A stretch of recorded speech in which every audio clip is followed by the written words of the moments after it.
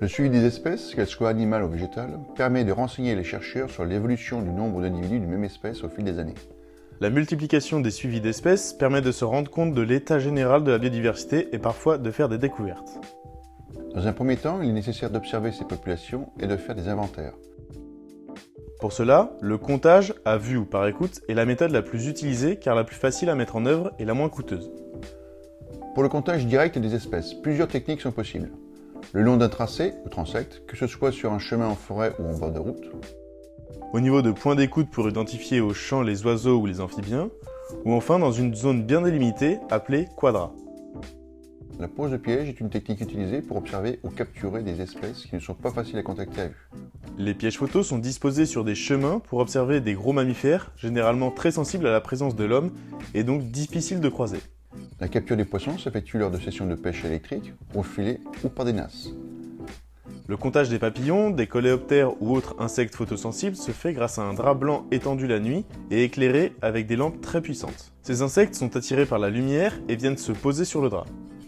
Pour les chauves-souris et quelques oiseaux de sous-bois, la capture et l'identification des espèces nécessitent l'emploi de filets japonais. Pour les amphibiens et les reptiles terrestres, la pose de pitfall, correspondant à des goulottes et seaux enterrés ou des trous camouflés, est intéressante pour recenser les espèces d'une zone. Les techniques indirectes, plus occasionnelles et complémentaires, consistent à relever des indices de présence, comme des empreintes, des excréments, des poils, repérer les terriers, les nids, permettant parfois d'identifier une espèce sur un territoire sans l'avoir vue directement ou capturée. Enfin, une nouvelle méthode, appelée ADN environnemental, se base sur le principe qu'une espèce perd des fragments d'ADN dans son environnement. Cela consiste ensuite à prélever un échantillon de terre, d'eau, d'écorce ou autre, afin d'en extraire l'ADN et de la séquencer pour identifier les espèces présentes dans l'environnement de cet échantillon. Une fois que les inventaires sont réalisés, des suivis sont mis en place régulièrement à différents moments de la journée et de l'année pour mieux comprendre la répartition, l'abondance des espèces en fonction du temps, Bref, leur dynamique. Pour ce faire, plusieurs techniques de suivi sont possibles, adaptées en fonction des espèces étudiées. La CMR, pour capture, marquage, recapture, est la technique la plus utilisée. Une fois l'animal capturé, il passe une batterie de mesures biométriques, Espèce, sexe, âge, taille, poids.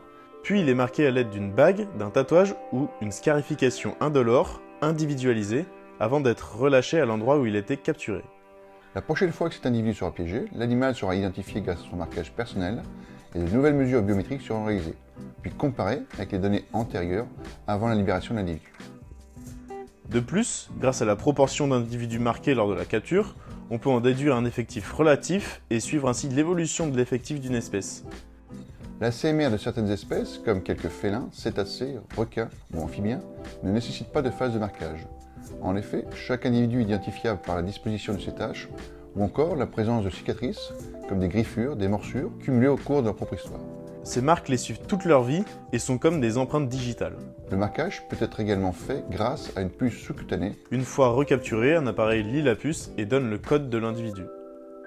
La CMR peut être également l'occasion d'équiper des animaux d'émetteurs, d'une caméra, voire de sondes, Thermomètre, altimètre, profondimètre, cardiofréquencemètre, accéléromètre, GPS, afin de suivre en temps réel les déplacements des individus, mais aussi de prendre de nombreuses informations sur la biologie de l'animal. Grâce à cette technique, nous avons pu comprendre le déplacement des tortues marines, des albatros ou encore des hérons qui pouvaient parcourir une très grande distance pour revenir à leur point de nidification.